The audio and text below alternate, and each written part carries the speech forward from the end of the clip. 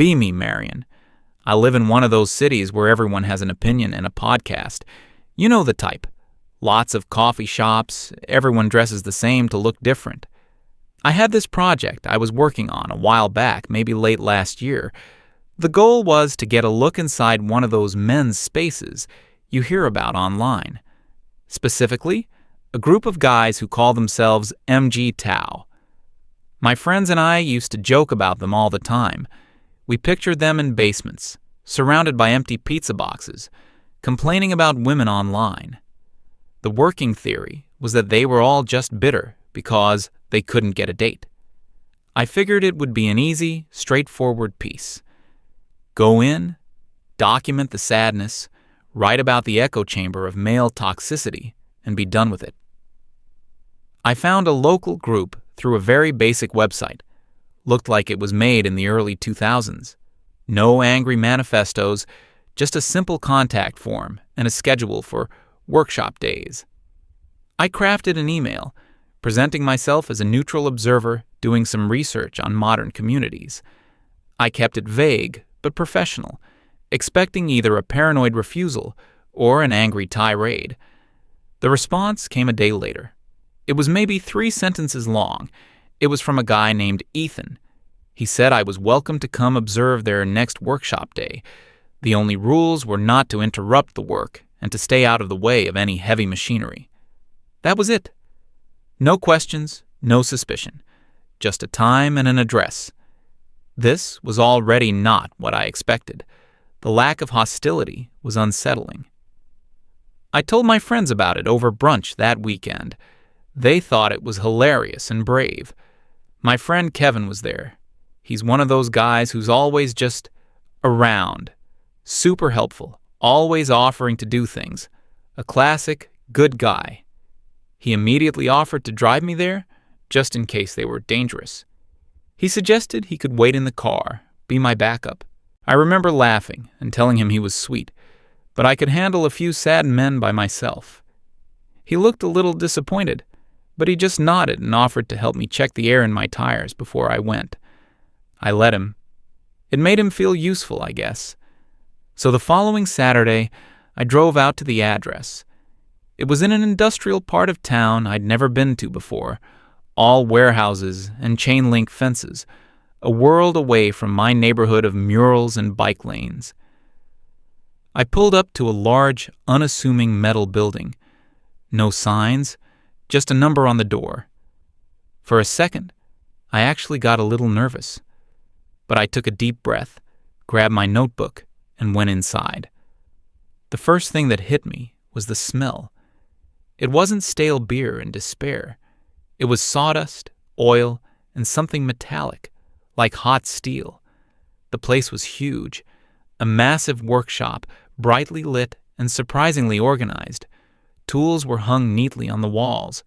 Different workstations were set up around the floor. And there were men, maybe a dozen of them. But they weren't huddled around computers. They were working. One guy, built like a refrigerator and covered in grease, was methodically taking apart a car engine on a stand. This had to be Todd. Another, a thinner guy with glasses, was in a corner surrounded by what looked like server racks, typing intently on a laptop. That must be Neil. In the center of the room, an older man was showing a younger kid how to use a wood lathe. A man who I assumed was Ethan came over. He was lean, calm-looking, maybe in his late 30s. He wasn't what I pictured. He didn't look angry. He looked content. He just wiped his hands on a rag and nodded at me. He told me I was Marion, and I said yes. He pointed to a stool near the wall and said I could sit there.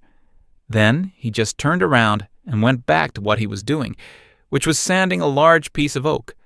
And that was my welcome. No one else even looked up. It was the weirdest thing. I felt completely invisible. I was a woman, in a space supposedly defined by its relationship to women, and they acted like I was a piece of furniture. It was deeply unnerving. I was expecting to have to fend off weird comments or awkward advances. Instead, I got nothing. Total indifference. I sat there for hours, just watching. The sounds were of work, The whine of a power saw, the clang of metal, the quiet hum of computers. They barely talked to each other, but when they did, it was efficient. Todd, need a hand with that engine block? Neil, is the network back up? Just a sec. There was a flow to it, a quiet competence. They were a team. They were building things, fixing things. Around noon, someone fired up a large grill outside, and they all took a break for lunch. Ethan gestured for me to join them. I sat at the edge of their picnic table, expecting the real talk to begin. Now they'd start complaining. Now the toxicity would come out. But it didn't. They talked about the project car Todd was restoring. They talked about the new solar panels Neil wanted to install on the roof to get the workshop off-grid. They argued about whether Star Trek or Star Wars had better ship designs. It was all so normal. It was like a Boy Scout meeting for adults. I tried to steer the conversation. I asked Ethan what the ultimate goal of the group was. He took a bite of his burger and thought for a moment. He said the goal was to build a space where men could learn practical skills and rely on each other. He called it building personal sovereignty. I asked him if he thought it was healthy to cut women out of their lives like that. He just shrugged. He told me they don't cut women out. They just don't build their lives around them. He said their happiness and sense of purpose had to come from within themselves and their brotherhood, not from external validation. Another guy chimed in, saying he wasn't against women. He was just retired from the dating scene. He said it was like a game he'd gotten tired of playing, so he just put the controller down. I tried to push, asking if they didn't feel lonely. Todd, the huge mechanic, laughed for the first time all day. He looked at me, his hands still covered in grease, and said it was hard to feel lonely when you're busy replacing a transmission. The other guys chuckled. It wasn't a mean laugh.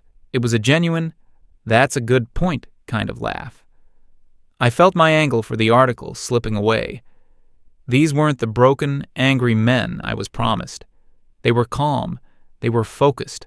They were happy. It didn't make sense. Their happiness was supposed to be a performance, a coping mechanism. But watching them, it seemed real. It was quiet, solid, and had nothing to do with me. I went back a few more times over the next couple of weeks. Every time it was the same story. I watched them build a custom hydroponics system in the back. I saw Neil teach a class on basic cybersecurity to the other members. I watched Ethan and Todd frame a wall for a new office space inside the warehouse. I was trying to find the cracks in the facade. I'd ask them about their past relationships, trying to get them to open up about their supposed trauma. Most of them would just give me a polite, brief answer. One guy told me he was divorced. He said he lost his house and his kids, and he decided he wasn't going to take that kind of risk again. He didn't say it with anger. He said it with the calm finality of someone stating a fact, like the sky is blue or water is wet. It was a calculated decision, not an emotional outburst. They saw relationships not as a source of joy, but as a potential liability. They had done a cost-benefit analysis and found the risk outweighed the reward. I argued with Ethan about it one afternoon. I told him that was a cynical way to live, that you couldn't build a society on that kind of transactional thinking. He was cleaning a handplane at his workbench. He didn't even look up. He told me they weren't trying to build a society. They were just trying to build their own lives. He said they were focused on what they could control, their skills, their finances, their own peace of mind. Everything else was just noise. My project was going nowhere. I had no material for a hit piece. All I had were notes on competent men being competent together. My editor was getting impatient. She kept asking for the juicy details, the proof of their misogyny. I had nothing. Then, about a month into my research, my own world started to fall apart. It started with my car. I was driving home late one night from a friend's place when it just died. Middle of a quiet street, everything just shut off. Lights, engine, everything. Dead. I'm not a car person. I know how to put gas in it, and that's about it. I did what I always do when I have a problem. I called people. First, I called a guy from my circle of friends, a fellow male ally. He's always talking a big game about dismantling patriarchal structures. I told him my car broke down and asked if he could come give me a jump, or at least take a look. He got all weird on the phone. He started talking about how him coming to rescue me would reinforce a damsel in distress narrative. He literally said he wasn't comfortable performing that kind of gendered labor. He suggested I empower myself by calling a tow truck. Then he wished me luck and hung up. I was stunned. Okay, fine. I called another friend. He just didn't pick up. Then I started calling my girlfriends. The first one was super sympathetic. Oh my God, that's awful. Are you okay? Stay strong, you've got this. Lots of verbal support, zero practical solutions. The second one told me she couldn't help because she was in the middle of a new TV series and didn't want to lose her momentum. I sat there in my dead car, in the dark, feeling a kind of cold I hadn't felt before. All my friends, my whole support network, they were great with words.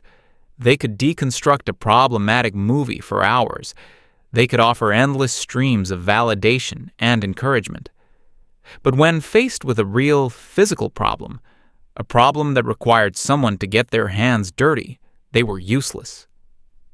Finally, after about an hour of this, I swallowed my pride and did what I always did when I was truly stuck. I called Kevin, reliable Kevin, good old Kevin, the one who would drop anything to come help. I dialed his number, already preparing my slightly annoyed, "Where have you been?" tone. He picked up on the second ring. Hello? I launched into my story, explaining what happened. I ended with, "So, can you come get me? I'm over on 12th Street.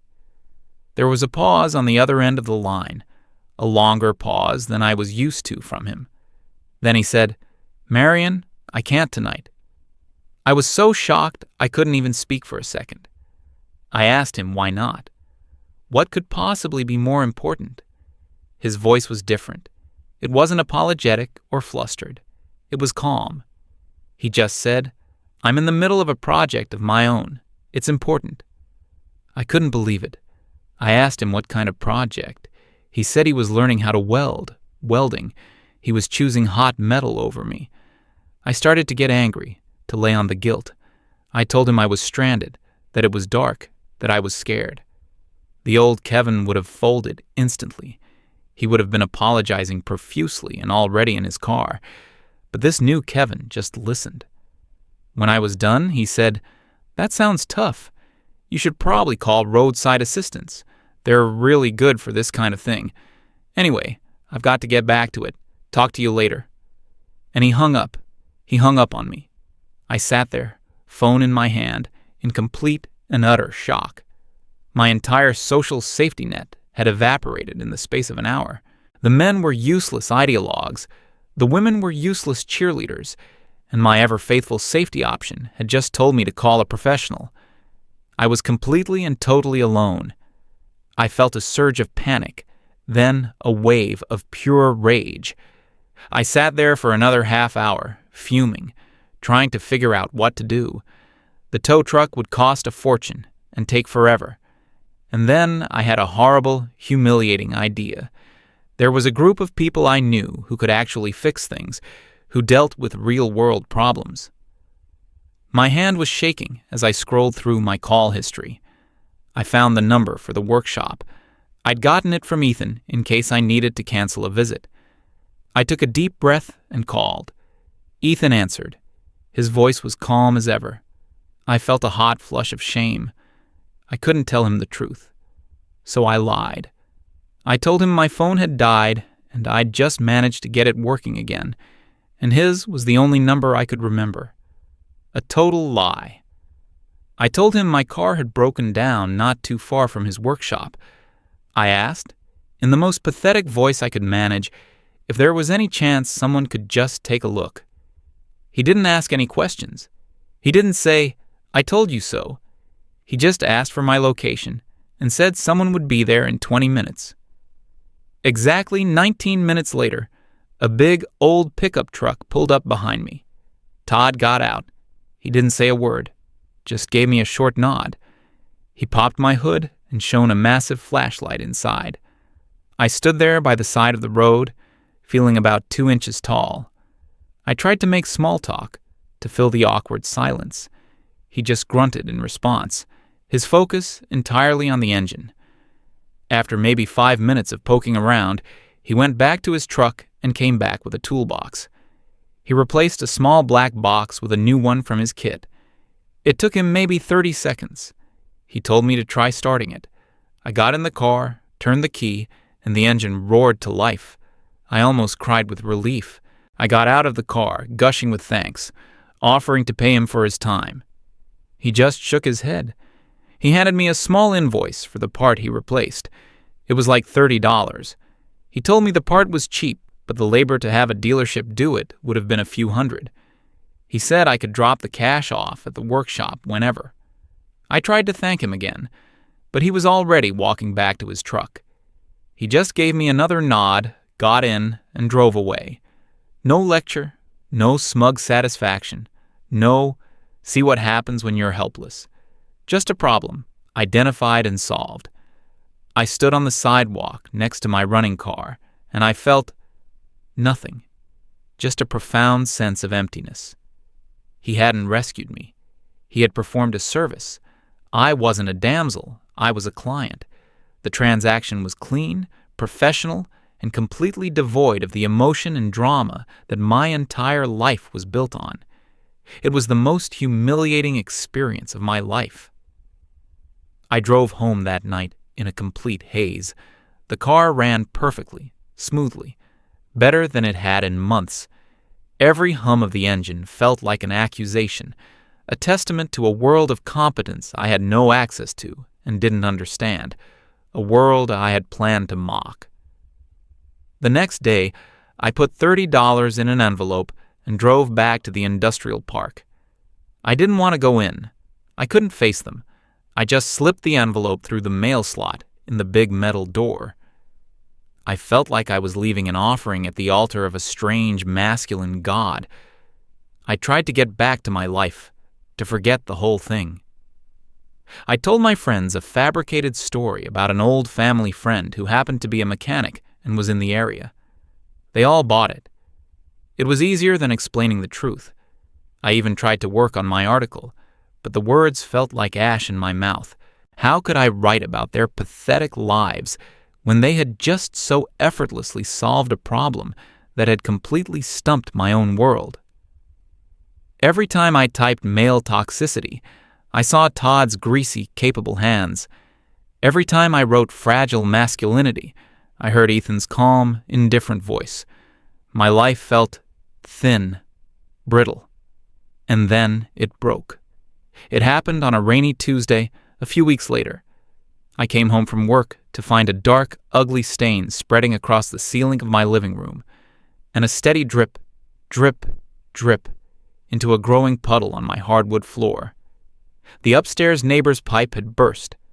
My first call was to my landlord. He was some guy who lived 3 states away and managed the property through an app. I sent him frantic pictures. He sent back an automated response saying he'd log a ticket with his preferred maintenance company.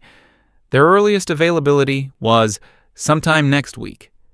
Meanwhile, the drip was getting faster. The stain was getting bigger. I panicked.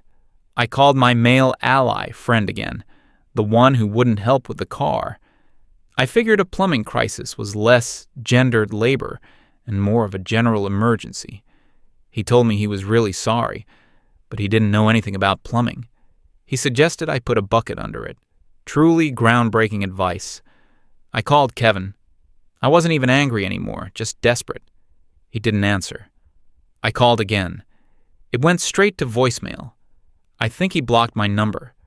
The thought was so alien, so impossible that I couldn't process it at first. Kevin, who for years had been my personal 24/7 helpline, had just opted out. The drip continued. Drip, drip, drip, like a clock ticking down on my sanity. I spent the next 2 days calling every plumber in the city. Because of the storm, they were all swamped. Everyone was quoting me insane emergency fees and week-long wait times. My apartment was starting to smell like mildew. The floorboards were starting to warp. My landlord was unreachable. My friends offered tweets of sympathy. I was living in a slow-motion disaster, and my entire social structure was a useless facade. On the third day, a piece of the ceiling plaster fell into the bucket with a wet slap. That was it.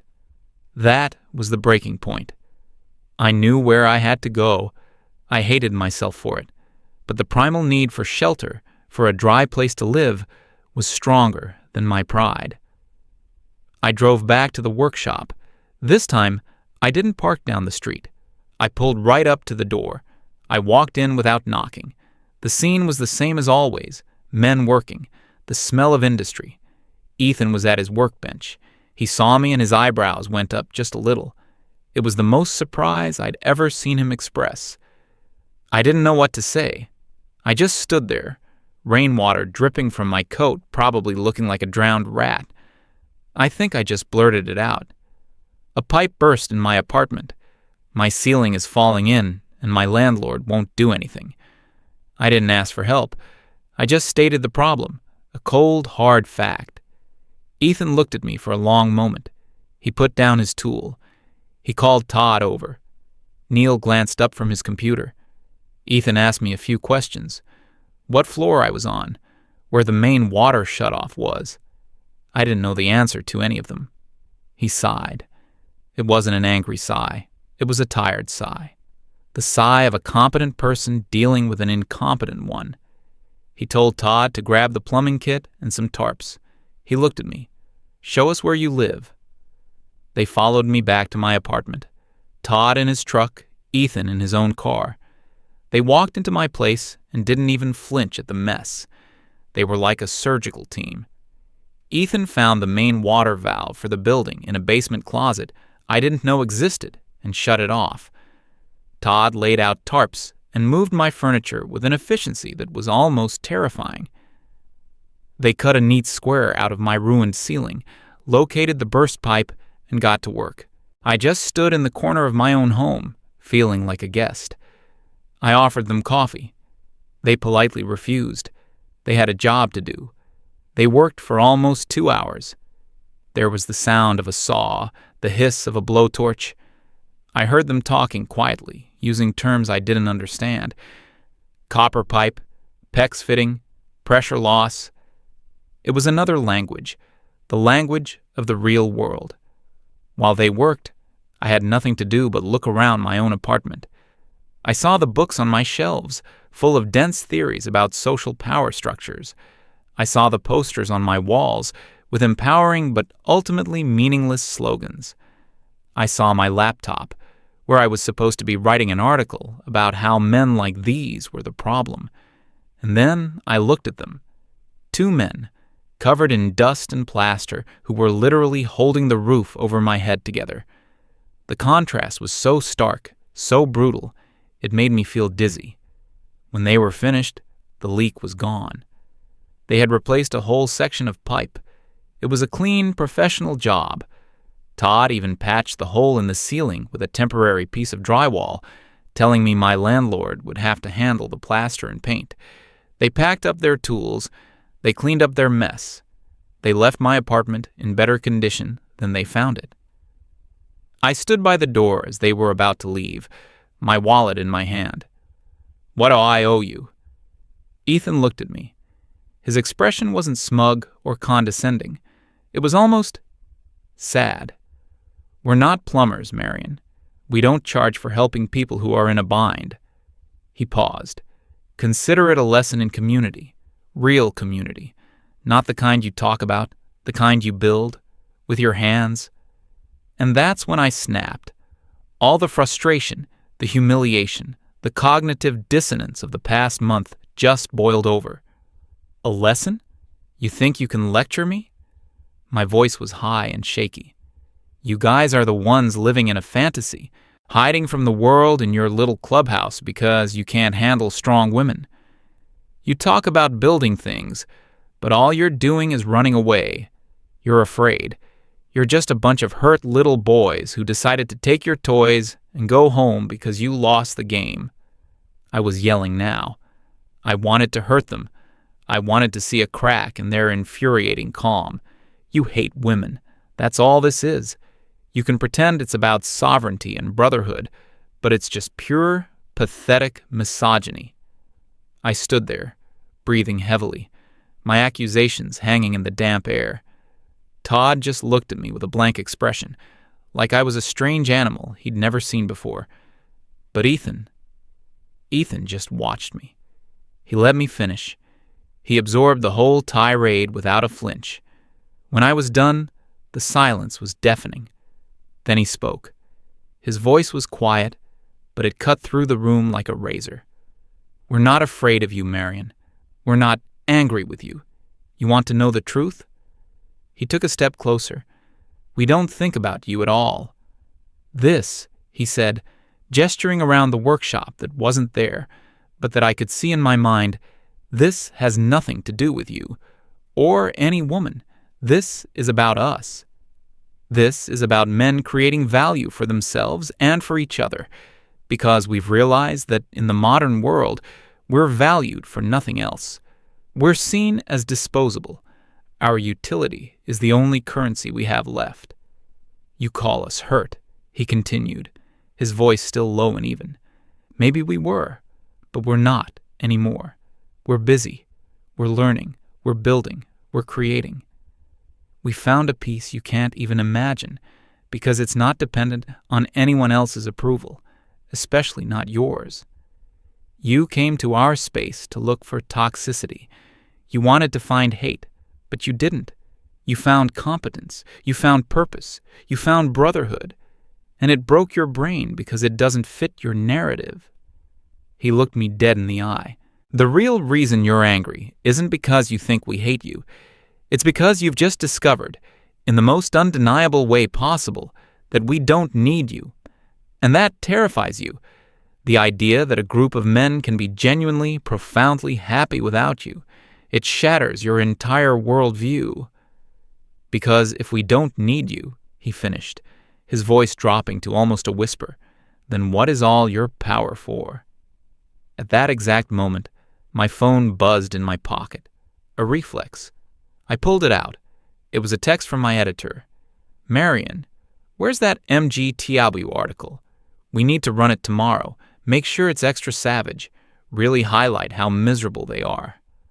I read the words on the screen. How miserable they are. I looked up from my phone. Todd was already heading out the door, probably eager to get back to his engine.